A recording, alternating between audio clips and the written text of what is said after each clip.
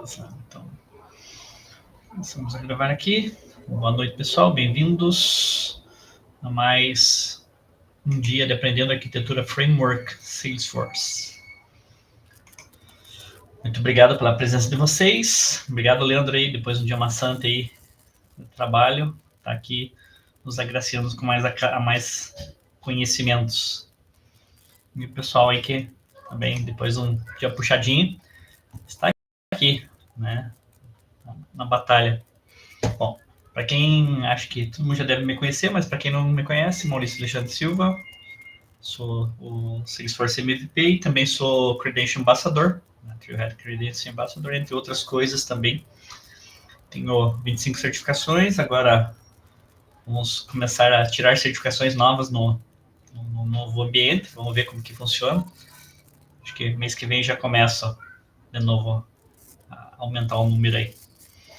Quem quiser entrar em contato comigo, por favor, mauricio.silva, falando sobre Salesforce.com, no YouTube, onde fica todos os vídeos gravados de todos os eventos e coisas que a comunidade faz. E também tem o podcast falando sobre Salesforce. E vamos lá de novo, falando sobre Salesforce Well Architected Framework.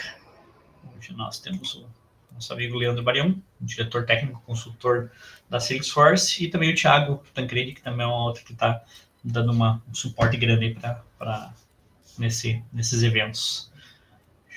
Valeu, para de compartilhar. E a bola contigo, Leandro. Valeu. Obrigado, Maurício, de novo aí pela oportunidade. Obrigado a todos. Realmente aí a gente sabe que não é fácil aí ficar, né, um pouco depois do trabalho para falar um pouco, aí ouvir um pouco sobre Salesforce. Mas espero que valha a pena e que esteja valendo a pena, né? E são um total aí de 8 sessões. Essa é a nossa quarta, né? Ou quinta? Quarta? Nessa quinta. É a quinta já? Caramba. Uhum. Estamos na reta final, então. Bem, eu estou aqui, então, aliás, eu acho que eu não tenho um slide de apresentação aqui, mas para quem não me conhece, sou Leandro Barion, estou na Salesforce há na verdade, 8 anos e meio agora, bem, enfim, gosto bastante de conversar, de compartilhar conhecimento, de ajudar, de discutir questões técnicas, então não hesitem em me procurar, se eu tendo tempo, tendo possibilidade, a gente discute aí assuntos e eu ajudo no que for possível. Enfim, vamos falar hoje um pouquinho aí sobre o lado de segurança, arquitetar uma solução Salesforce segura. Nosso famoso slidezinho, mas para essa apresentação acredito que não tenhamos nenhuma necessidade. Não sei se todos vocês que estão aqui hoje com a gente participaram de alguma das sessões anteriores, mas a nossa agenda segue a mesma. A gente vai falar um pouquinho bem rápido sobre o que é o Well Architected e logo vamos para os desafios aqui hands-on, mostrar um pouquinho o que nós temos no nosso framework Well Architected para soluções seguras e aí discutir alguns 2 cenários e como a gente pode aplicar as soluções seguras, aí as recomendações e melhores práticas nesses cenários. Depois a gente vê uma possível resposta e a gente vai falar, como sempre, para vocês fazerem o Trailhead e darem uma olhada no site, mas são os nossos next steps. Fiquem à vontade para me interromper, para perguntar, por favor participem, tá? A ideia realmente é que seja uma sessão interativa aqui, principalmente em se tratando de uma sessão que tem um exercício, né? Então, o Well Architected está aí já faz quase 3 anos e foi uma forma, né, que a equipe de arquitetura da Salesforce encontrou de colocar na mesa aí todos, né, ou pelo menos os principais pontos não funcionais, né, requisitos não funcionais que devem ser considerados ou que podem ter que ser considerados numa solução Salesforce. Então, né, quando a gente fala de funcional, a gente está falando de o que aquela solução oferece para o negócio. mas a gente sempre tem um monte de requisitos não funcionais que a solução tem que atender. Então, por exemplo, performance, por exemplo, segurança, por exemplo, automações, facilidade de uso, etc. Tem vários requisitos aí que normalmente o nosso usuário não consegue falar para a gente, mas nós, arquitetos, temos que intuir, né, e entender que aquilo está por trás do pedido e perguntar e, enfim, tentar descobrir qual é a necessidade ali. E para isso temos aí o Well Architected. O nosso framework é baseado em 3 pilares, que é o Trusted, o confiável, fácil e adaptável. A gente já falou, deixa eu ver se eu lembro, de Compliant, Automated, Composable e Resilient. E agora vamos falar de Secure. Mais um pontinho. A gente já falou do Adaptable inteiro. Hoje vamos para o segundo aí de Trusted.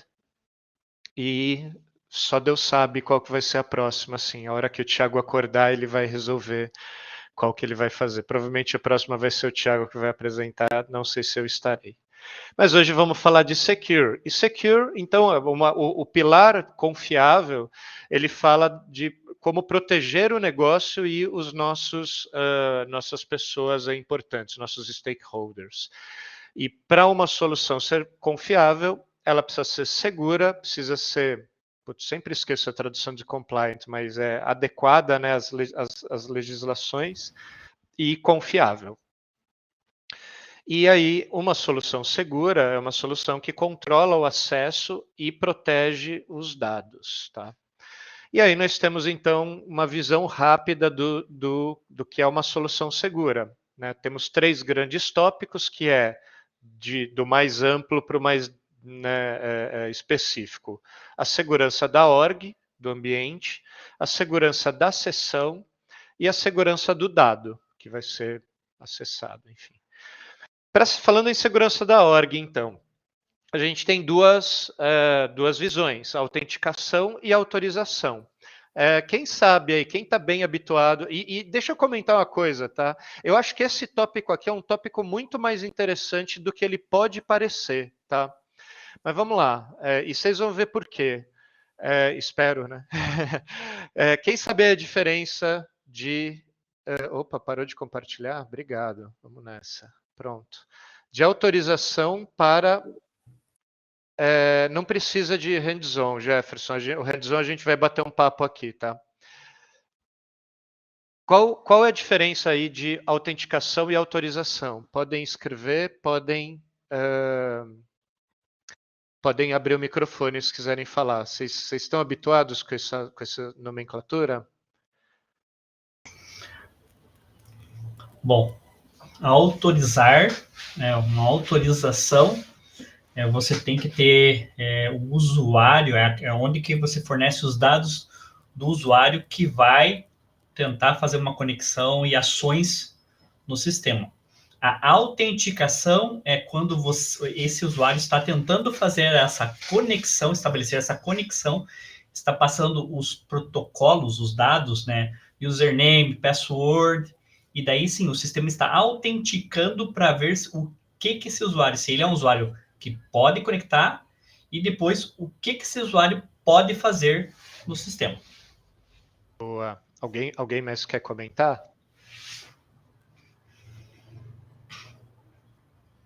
Beleza, pessoal, não se acanhem, tá? Mas então tá nessa linha que o Maurício falou mesmo, tá? A autenticação, para ser bem resumido, a autenticação é quem? A autorização é o quê? Então, a autenticação vai falar assim, o Leandro é o Leandro? Ah, ele é o Leandro, porque ele sabe a senha do Leandro e ele tem o celular lá com o aplicativo de autenticação multifator do Leandro, ou porque ele recebeu o SMS no celular do Leandro. Ou, enfim, qualquer outra coisa dessa de autenticação de multifator. Aí, beleza. A autorização é o que o Leandro pode fazer, uma vez que eu saiba que o Leandro é o Leandro. Tá? Então, beleza, aqui pensando em autenticação, quais são as perguntas? a nossa autenticação ela tem que ser baseada em usuários, em indivíduos, não em personas. O que isso quer dizer? Isso aqui, para dar o exemplo mais comum, é o famoso usuário de integração. Tá? De forma geral, não é uma boa prática. Tá? Por quê? Porque o usuário de integração é uma persona. Se der algum problema, você não sabe quem fez aquilo. Existem casos e casos aí que a gente pode discutir. Né? Eu mesmo não vou dizer que eu não lembro agora, mas não vou dizer que eu nunca implementei um usuário de integração. Mas, de maneira geral, quando eu quero fazer uma auditoria, eu preciso saber que foi o Leandro que fez determinada requisição, né, de API, por exemplo, e não o usuário de integração, que pode ter sido qualquer um. Tá? E aí outras perguntas relacionadas. Quais controles de segurança estão aí em vigor para acesso via interface visual? Quais controles de segurança estão em vigor para acesso via API? A gente tem, por exemplo, controles de IP, de hora que a requisição é feita, entre alguns outros aí, tá? Aí passando para autorização, então, é o contrário, né? A autorização, o ideal é que seja feita em personas, porque no momento em que eu sei que o Leandro é o Leandro, mais ou menos como é que aconteceria? Bom, o Leandro é o Leandro, ok, já entendi, mas o que o Leandro é? Ah, o Leandro é um arquiteto, então qual acesso ele deve ter? É esse aqui. Não é específico para o Leandro, mas o Leandro, as autorizações que eu vou dar para uma pessoa como o Leandro são essas. Né? A autorização, ela não é tipo, só ele pode fazer isso. Não, todas as pessoas que têm o papel, digamos assim, dele, né, ou a função dele aqui nessa org, podem acessar determinadas funções. E aí um ponto importante, né, na nossa visão aqui de hoje é isso está configurado em permission sets e não em perfis. Né? A principal razão disso não é simplesmente porque o Salesforce disse que vai decomissionar aí os perfis ou tirar essas, não decomissionar, né, mas tirar essas várias permissões de perfis eventualmente, mas mais do que isso é porque os perfis podem se multiplicar aí se a gente não toma um cuidado. Que legal, hein? Tá parando de compartilhar toda hora, né? Vou tentar mais uma vez aqui. Agora de novo. Será que... Não vai tela toda de novo. Se cair eu não perceber, vocês me avisem, por favor, tá? Pode deixar. Então, passando agora para o controle de sessão. Para quem aí talvez seja menos developer ou não esteja tão habituado, né? Quando a gente fala de sessão, né? Sessão web ali, quando eu faço o login, a gente ganha uma sessão e isso fica entre o nosso navegador e o Salesforce ali sendo controlado durante um tempo. Eventualmente, a Salesforce tem uma configuração, por exemplo, entre outras, tá? Para expirar essa sessão e você ter que fazer login de novo. Né? Então, a primeira coisa aqui é a gestão da própria sessão e a segurança relacionada a isso. Então, por exemplo, e aqui é super interessante, admito que quando eu estudei isso aqui tinha coisas que eu não sabia. Então, como você está controlando atividades que requerem uma segurança adicional, né?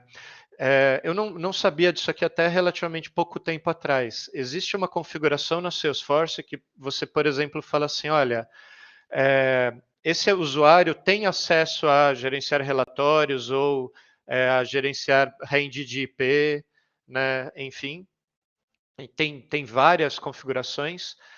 Depois, quem quiser, procure isso aqui lá no Well Architected.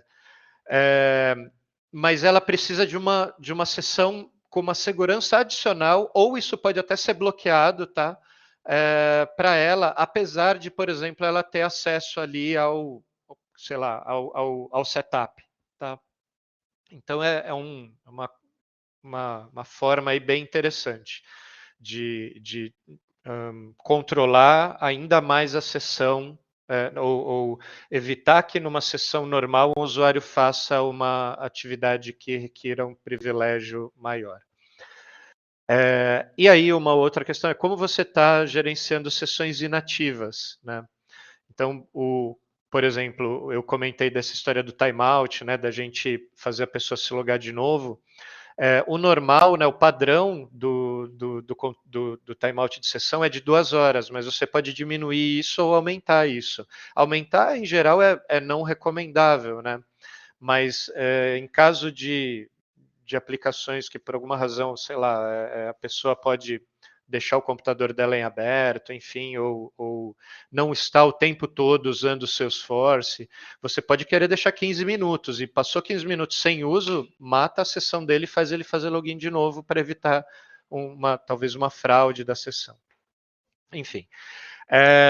Acesso do próprio dispositivo. Então, aonde está esse dispositivo? Eu já comentei aqui em cima da segurança de IP, né? Você sabe o que está no dispositivo? Você, por exemplo, se for um celular, você tem uma solução de MDM. Então, olha só, percebe como a gente está falando de um mundo de coisas, desde integração até mobile. É uma área super interessante, assim. E se a solução usa aqui o aplicativo mobile, né? Se o desenho da nossa solução usa o aplicativo mobile. No caso aqui eu comentei, né? Eu comentei do MDM para mobile, mas não existe MDM só para mobile, né? No meu caso aqui da Salesforce, meu computador é gerenciado e eu até posso instalar várias coisas, mas não é assim em toda a empresa, né? E de vez em quando eles me mandam aqui. Outro dia eu recebi um aviso que eu estava com uma versão errada, a versão antiga do Node, e que estava com uma vulnerabilidade, eu tive que atualizar meu Node.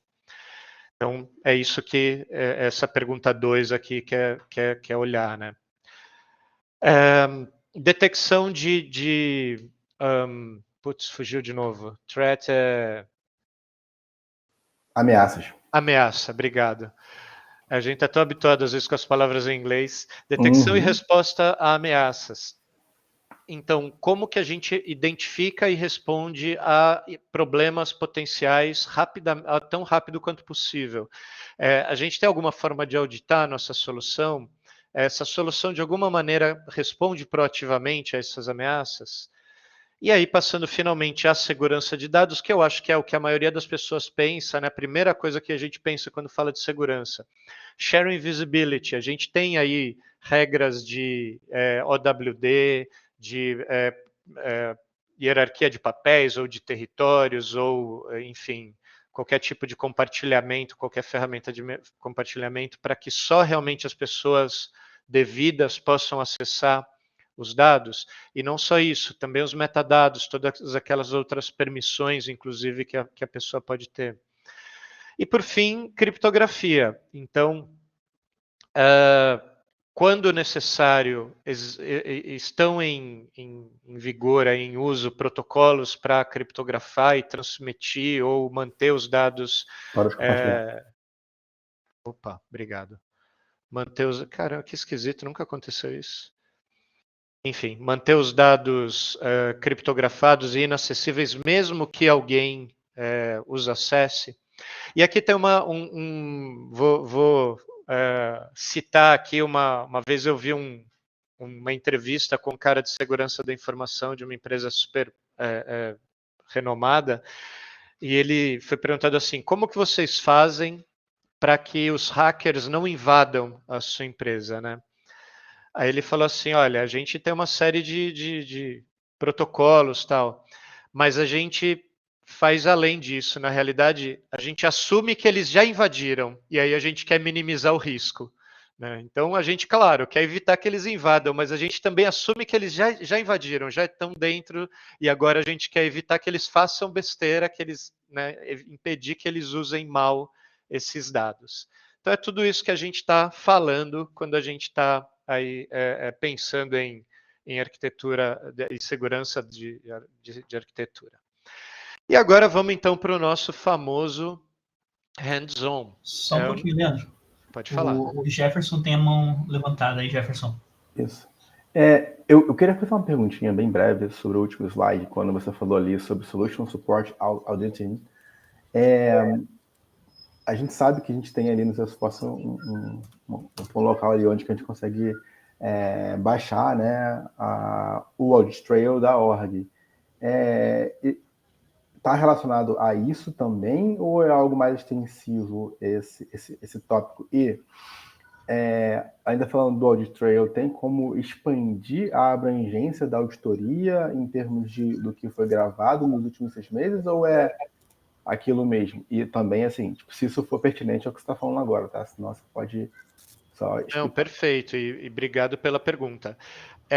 Eu não lembro, aqui o que eu lembro que inclui, não só o audit, mas também, por exemplo, Field History Tracking e o Field, acho que eu não lembro se é Field Audit, eu sempre confundo, mas enfim, é o histórico de alterações de campos que tem no Shield e o que tem no padrão, né?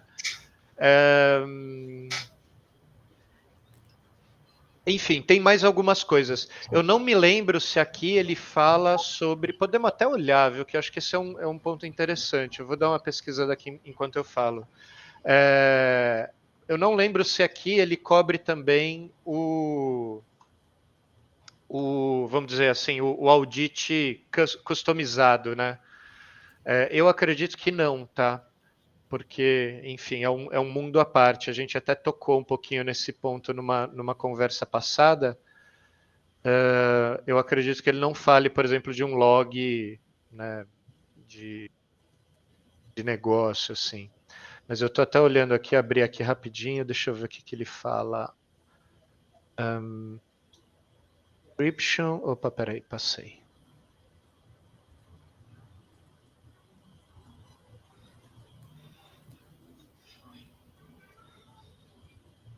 Essa é uma pergunta boa. Vou fazer o seguinte, deixa eu transferir para cá, que assim vocês veem também o que eu estou falando. É bem isso que eu ia mandar o link para você.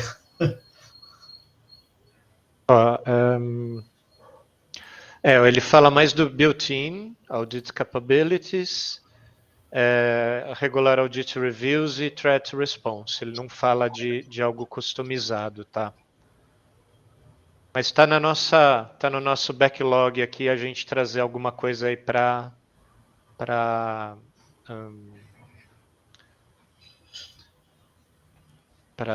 falar de monitoramento, enfim, cobrir essa parte também. Mas ótima pergunta, obrigado. É que agora eu perdi vocês, estamos aqui, pronto. Então vamos lá, pessoal. Então aqui, para os que não estiveram, o exercício a gente vai fazer junto, né, conversando.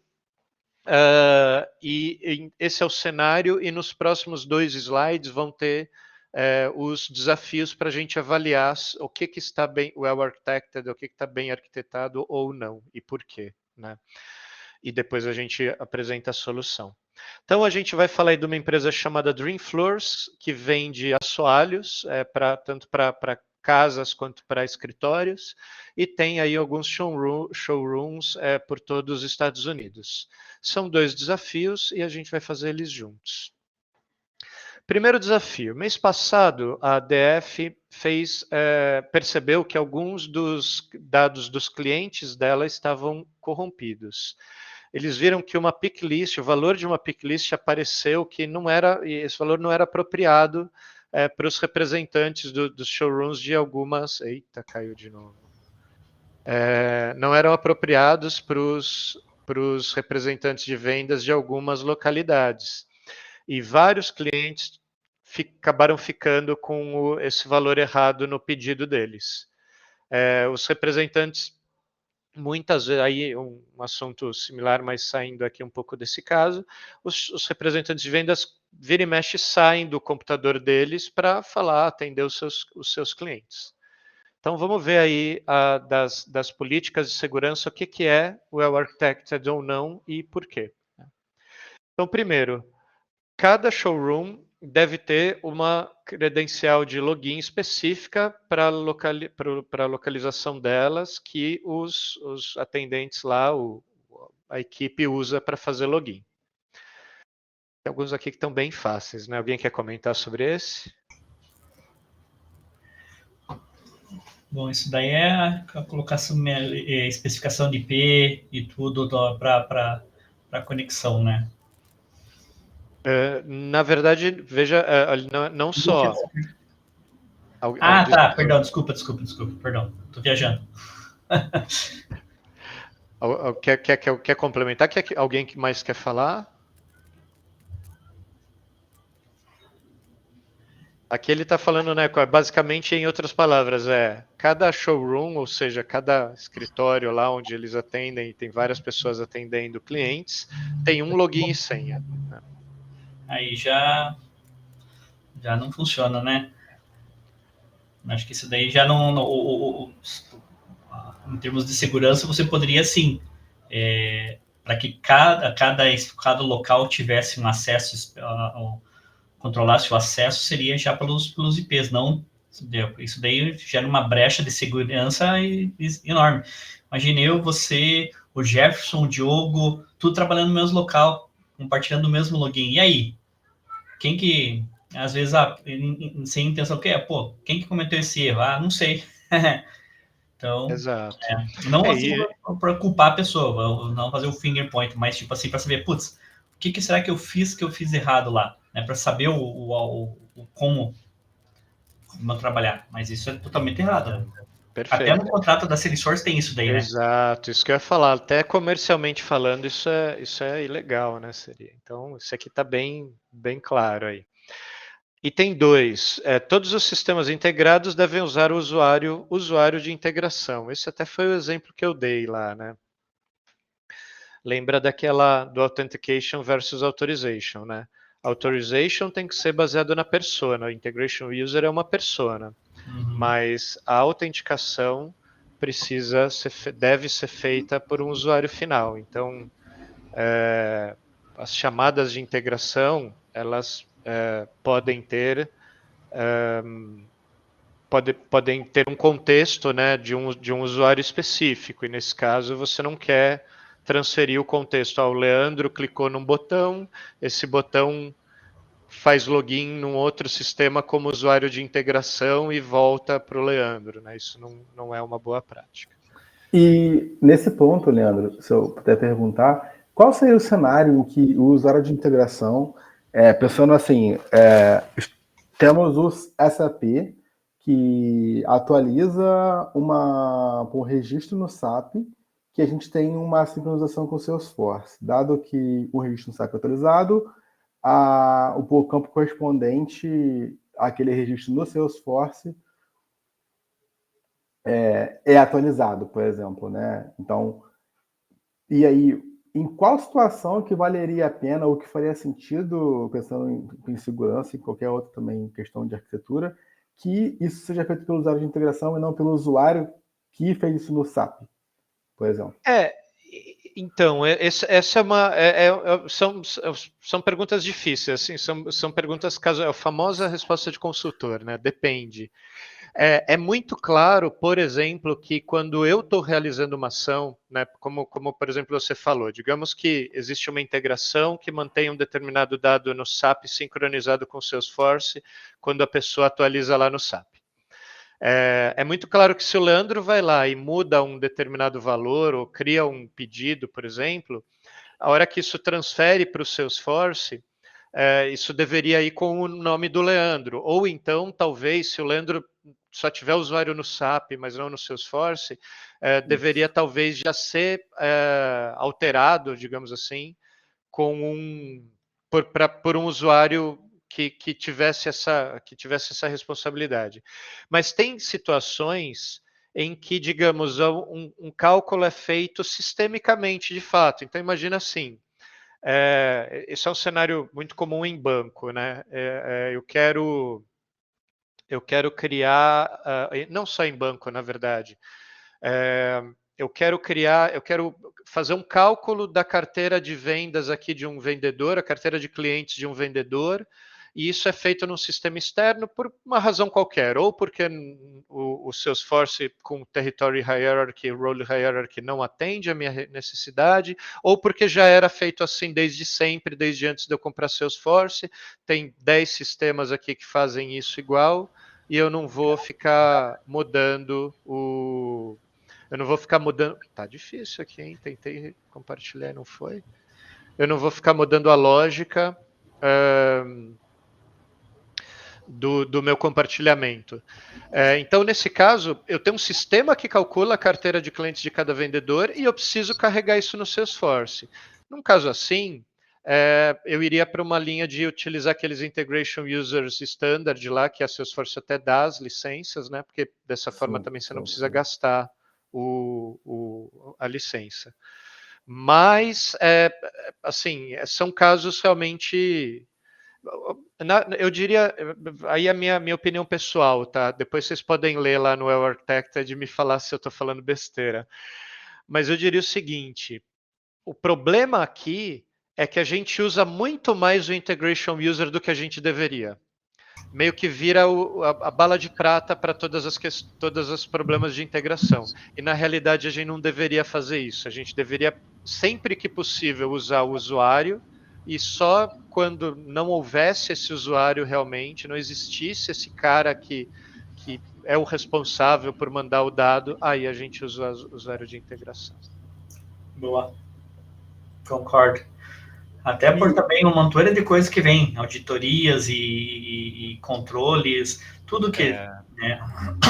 Mas é que nem você falou, né? A primeira resposta sempre depende.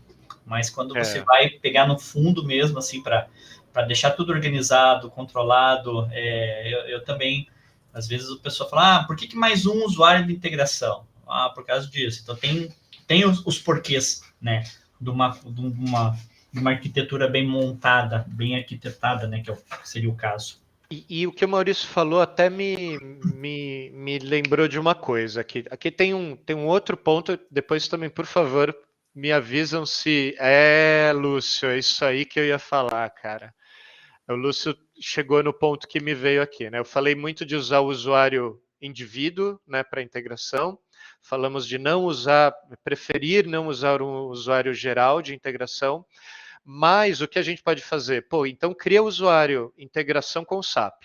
E aí, por quê? Porque o integração com o SAP vai ter permissão de integrar o que o SAP faz, sei lá, account e pedido, por exemplo. Mas ele não vai ter permissão, talvez, de ver case.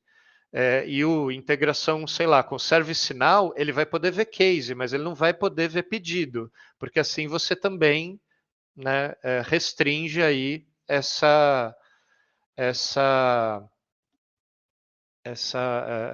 a possibilidade de dar besteira. Foi isso que você quis dizer, Lúcio?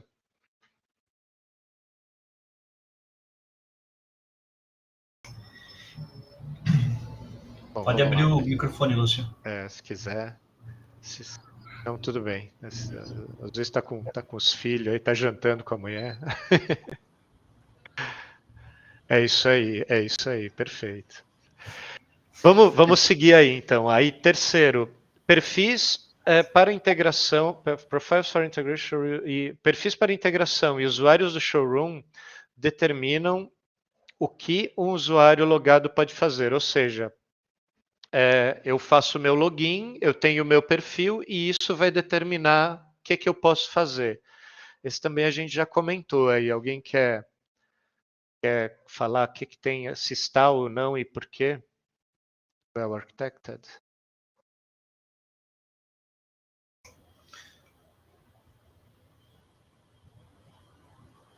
Eu acho que cai na parte da org security, né? Authentication, authorization, cai dentro desse... que o meu profile vai falar o que eu posso realizar dentro do sistema. Eu já me autentiquei. Agora eu estou... eu já me autorizei, agora estou me autenticando. E é a melhor forma de fazer, através de perfis? Essa é a pergunta aqui, esse é o X da questão aqui. Eu acho que sim, né? Porque aí... Será que... Pode falar, Diogo. Será que não seria melhor por permission set, nesse caso? Hoje eu venho do meu tempo que era só profile, né? Mas hoje sim, é a conjunção do profile, que é a primeira coisa, né? Tem coisas que o profile vai dizer o que se pode fazer. E ainda não, o permission set não tem a abrangência. Mas hoje a migração de muitas coisas para dentro do permission set, sim, a gente tem o padrão de um profile, que dá as permissões básicas mínimas, né? E as extensões são para os permission sets. Então tem essa junção. Você está certo também, Diogo. Isso aí, Maurício e Diogo, perfeito. Perfeito. Aí o próximo, sessões devem ser finalizadas após 2 horas de inatividade. Aqui, tá, leva em consideração, né, isso aqui, ó. Os representantes vira e mexe saem para atender clientes, e aí o computador dele pode ficar lá aberto. Então, não é, né? Não é uma boa. Seria legal diminuir aqui. O acesso dos intervalos de IP são configurados no usuário no perfil do showroom, do piso do showroom aqui, né? Esse aqui é uma boa. Alguém sabe? Esse aqui, alguém diria que tem algo bom ou ruim aqui?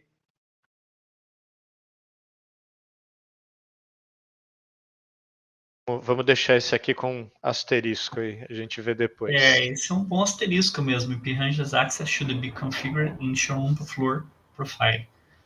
Aí. OWDs eu vou dar uma aceleradinha aqui porque a gente tem mais um desafio, tá? Mas os OWDs para os registros de cliente é Public Read Write. Quem tem uma opinião sobre? Isso também cai naquele depende, mas a minha experiência hoje eu colocaria a maioria das coisas privadas e daí sim, dentro dos profiles eu começaria a trabalhar com as permissões, né? Então, daria uma segurança maior, porque Public Read and Write qualquer um, né? Eu estou fechando uma oportunidade e essa oportunidade o Leandro não pode ter acesso. Você está Public Read and Write, ele pode buscar lá e ver tudo certinho, bonitinho. Então, eu acho que aí já não faria uma parte de segurança, mas de um well architected. Perfeito. E digo mais, né? O famoso tem uma regrinha para a gente lembrar, né? Que sempre você pode aumentar a visibilidade de algo, mas nunca restringir mais. Então, se o OWD é Public Read Write, todo mundo de verdade vai poder fazer tudo. Não tem como você se arrepender depois, né? Então é sempre melhor, para quem lembrar aí também, a gente seguiu o princípio do menor privilégio, né? O Principle of Least Privilege. Então, diminui, restringe tudo por padrão e vai abrindo para quem precisar, mesmo que todo mundo precise. Se for o caso, faz lá eu já fiz uma implementação em que quase tudo era private, OWD, e eu tinha permission sets que abriam tudo para cada objeto. Então, sei lá, por exemplo, um permission set case management, e aí o cara tinha modify all lá no case. Tá? Fala aí, Diogo. Então, até sobre isso, eu acho que até no Architected mesmo, agora eu acho que a recomendação não é bem exatamente assim, porque eu lembro de ver que a recomendação para deixar o OWD é aquele read only, né? Antes era mais para deixar tudo privado, agora parece que não sei se bom ponto. Vou conferir, mas isso daí depende para a situação. Vamos lá, numa situação de um banco, né? Então eu acho que cada caso é um caso, como coisa, mas o org by default, isso é de empresas. Numa empresa, num banco, eu não deixaria nada read-only, eu deixaria tudo privado. Isso é colocações, mas bom você ter trazido isso daí, que é um bom ponto de checagem. Mas na questão desse exercício, eu acho que ali eu acho que está errado. Mas é um bom ponto. Perfeito. Eu acho, Diogo e Maurício, que foi uma boa lembrança. Se não me engano, para cliente, né, para o account contact, digamos assim, especificamente, eles estão recomendando public read only, até por uma questão de visão 360. Meio que assim, a premissa todos podem conhecer os clientes, até porque a gente está falando de uma plataforma de CRM, se eu não conhecer o cliente, eu não trabalho, né, direito. Mas aí você restringe aonde? Você vai restringir tanto em alguns campos, então, sei lá, se eu tenho a renda média de um determinado cliente, eu não necessariamente abro isso para todo mundo. Então, Field Level Security, e depois nos objetos. Então, case, order, opportunity, aí você vai restringindo, porque, bom, eu conheço o cliente, mas eu não sei o que um vendedor, meu amigo, está vendendo para ele, eu não sei o que o suporte está atuando, só o suporte sabe, só o vendedor sabe.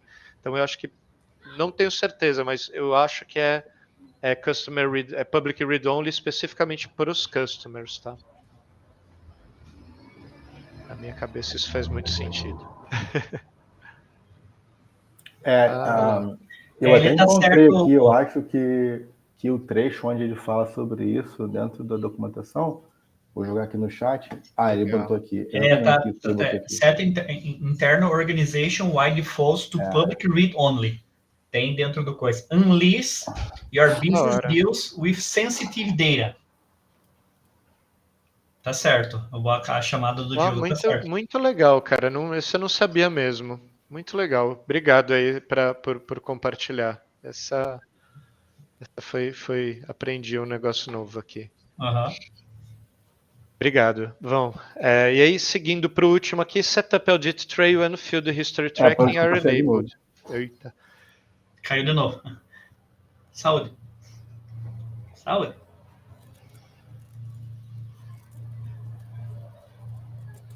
Então, por último aqui, o Audit Trail e Field History Tracking estão habilitados. Alguém tem algum comentário aí sobre esse? Acho que básico, né? Importante aí a gente sempre... O Audit Trail, eu nem sei se dá para desabilitar, eu nunca vi desabilitado. Mas o Field History Tracking, obviamente, precisa aí ser considerado. Você tem que habilitar ele, né?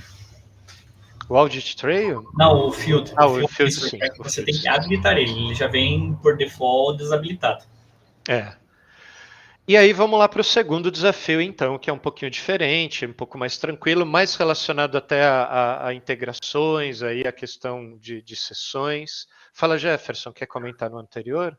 A gente ficou de voltar no session, no IP, né? Vou voltar. Vamos ver esse segundo, depois a gente vai falar da resposta, aí eu passo, tá? Aí a gente só vai meio que confirmar, mas aquele lá a gente revisa. Então, o segundo desafio. O Dreamfloor, os usuários dos showrooms do Dreamfloor fazem login no Salesforce via interface gráfica lá. Também tem uma aplicação de archiving que faz umas consultas e deleta alguns dados toda noite via API. Hoje o fluxo de autenticação é mais ou menos dessa forma. Então, está acessando via interface? Sim. Tem uma sessão ativa? Se tem, está logado, não tem o que fazer. Se não tem, o rapaz entra lá com o usuário e senha genérico do showroom dele e está logado. Se está acessando se não está acessando via UI, ou seja, está acessando via API, ele verifica, tem uma sessão ativa? Se tem, está logado. Se não tem, ele executa um método de login aqui, que é compartilhar o usuário, o nome e a senha do usuário de integração que está aqui armazenado numa aplicação externa. E aí, pessoal, o que vocês sugeririam aqui? Um ou dois, ou três, ou quatro pontos que podem melhorar. Tem dois aqui que são bem claros. O que vocês acham que dá para fazer aqui? Para deixar isso mais bem arquitetado.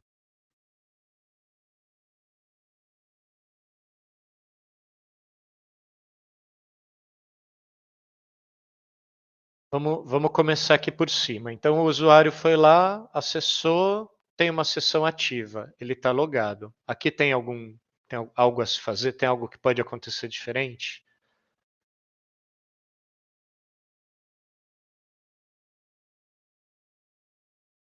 Não, pode falar, isso aqui é fácil. Essa aqui é a pergunta retórica, é só para vocês responderem para eu ir para o próximo.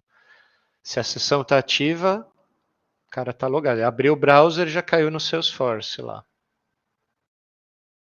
Né? Responde aí, vai. Tá bom, vou assumir que foi um sim, tá logado, não tem nada o que fazer, beleza. Mas se não está ativa, né? Então ele vai cair lá na tela de login.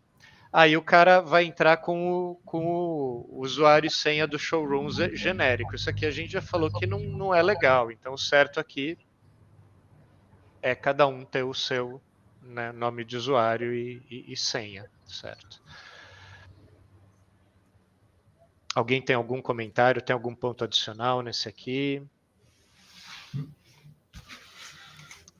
Beleza, tranquilo. Vamos por debaixo aqui, que é a integração, que é um pouquinho mais complicado. Não sei se vocês têm experiência aí, mas comentem. Então, aí vai lá a integração. Vamos dizer que a aplicação de archiving aqui está fazendo, já fez um request, já passou aqui pela parte de baixo, que depois a gente vai discutir.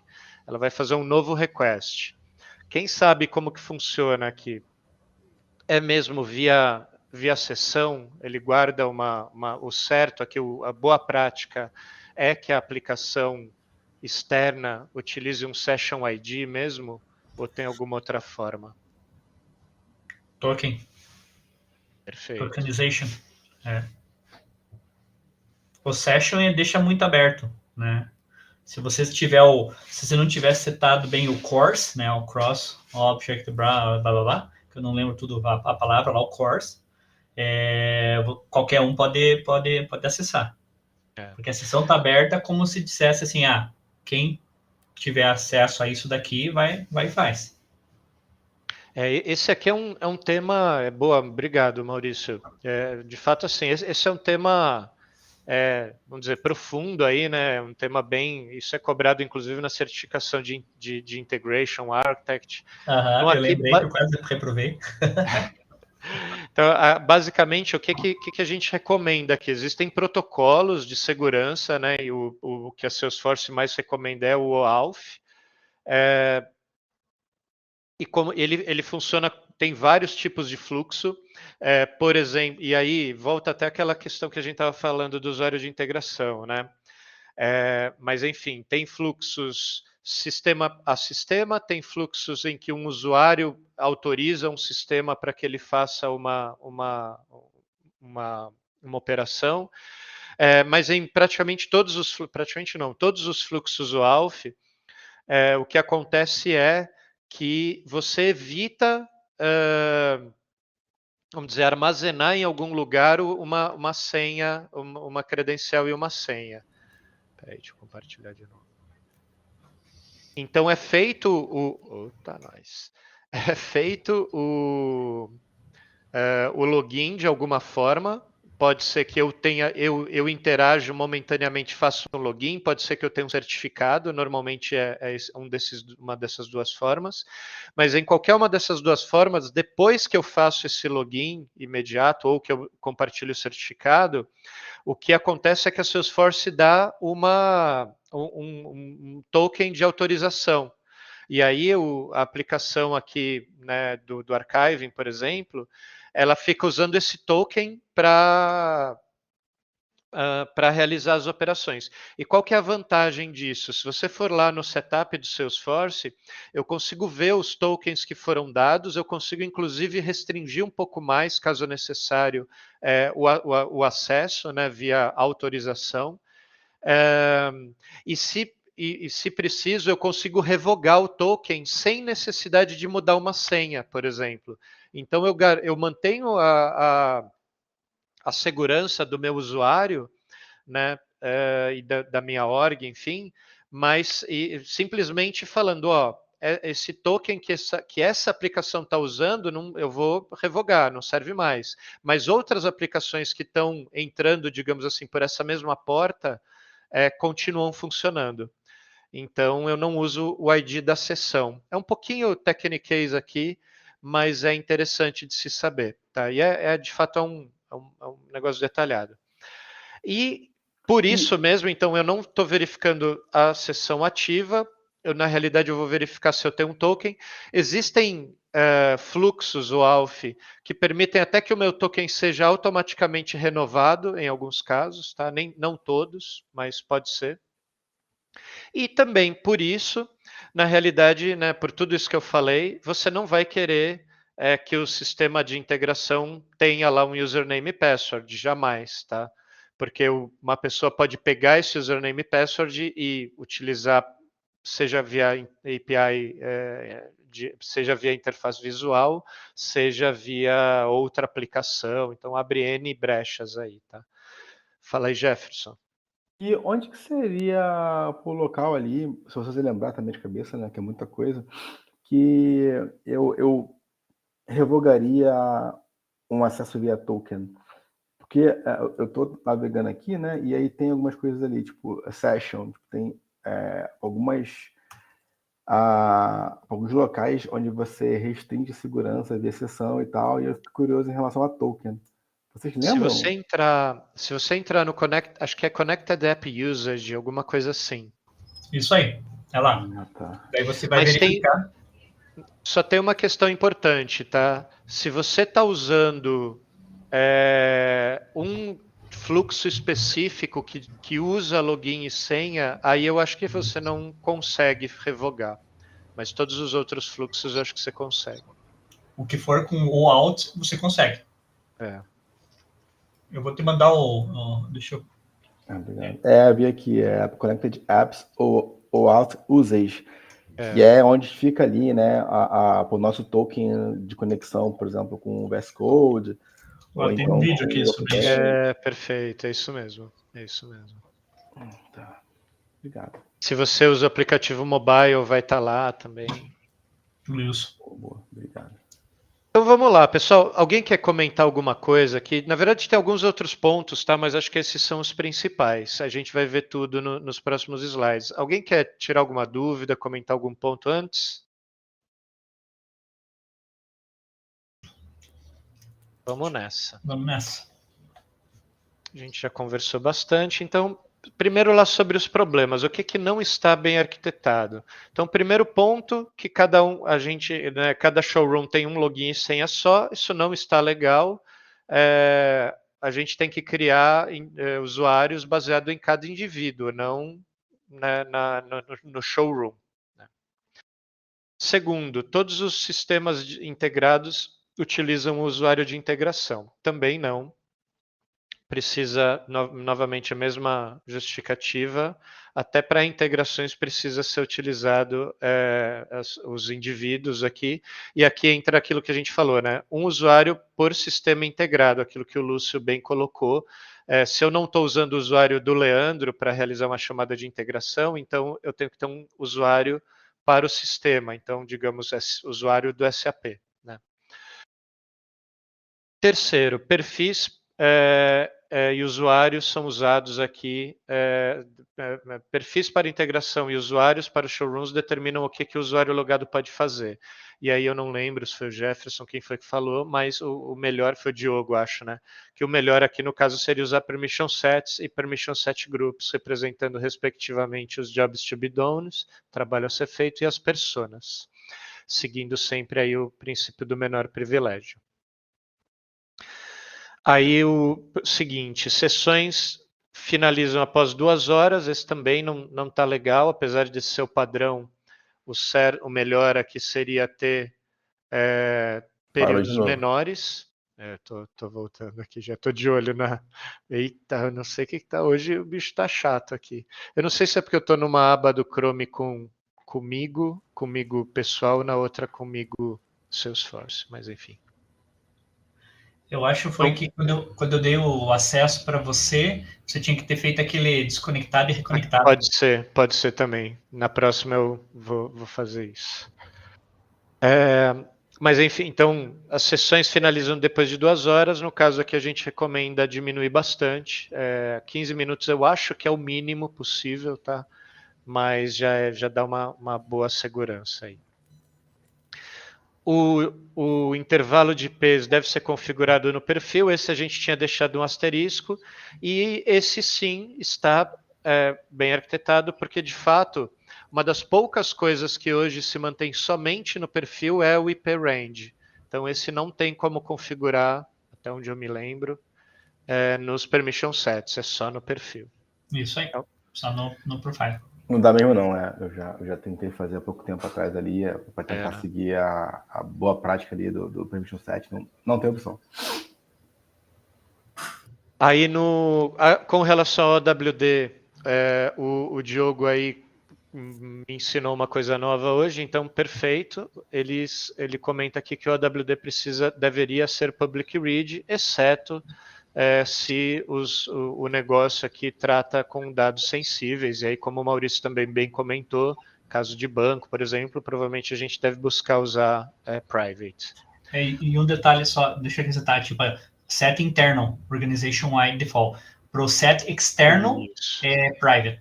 Perfeito, exatamente. Inclusive o external, se você roda, por exemplo, o health check lá da org, ele vai te alertar lá se o seu external tiver como public. Isso. O audit trail e o field history tracking estão habilitados, está correto. A única ressalva aqui que ele põe é que não basta eles estarem habilitados, a gente precisa olhar para eles, né? Então, o ideal é que a gente tenha revisões periódicas para ver se ninguém mexeu em nada que não deveria, né? Vai que eu tenho um admin lá que, sei lá, ele desabilita ou habilita uma certa permissão e depois desabilita e parece que está tudo bem, mas ele fez algo que não deveria, né? Então, importante a equipe de segurança tá de olho nisso. E o Audit Trail tem, são 6 meses, né, que você consegue, até 6 meses. Né? Então, interessante também é uma política de retenção desses dados, né, para... Perfeito. Uma boa prática quando você, especialmente em mercados mais regulados, né, você exportar isso, manter num archiving histórico.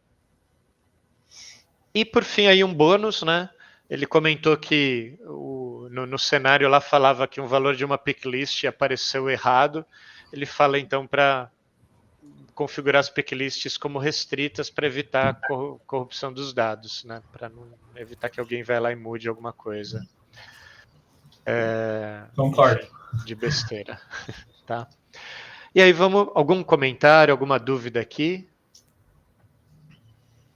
Vamos lá para o nosso segundo desafio. Então, o primeiro ponto aqui é aquele que eu tinha comentado, né? Não devemos usar o usuário genérico do showroom. Cada usuário tem que ser o seu próprio usuário. Tem que ter seu própria credencial e senha. Aí ele acrescentou um ponto que eu não comentei aqui. Uma vez eu tendo a credencial e senha, é importante eu ter aqui um Multifactor Authentication. MFA, Authentication. Obrigado.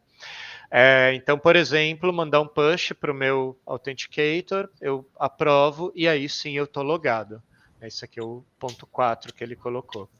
Ele acrescentou aqui também a questão da sessão, então ele colocou o tempo exato da sessão para documentar, digamos assim, o fluxo completo, não é simplesmente a sessão está ativa ou não, né? Ele colocou aqui 15 minutos. E aí, indo para o fluxo de integração, ele passa por aquela configuração que a gente comentou. Então, não é simplesmente tem Session ID. Ele tem um Access Token válido para o Connected App, que é a forma como a gente configura aí o fluxo de autenticação. Se tem, ele utiliza esse token para fazer o request via API via os endpoints das APIs. Se não tem, aí ele segue um fluxo AUF aqui. Então, ele faz um post ele faz uma chamada de API REST para solicitar o token.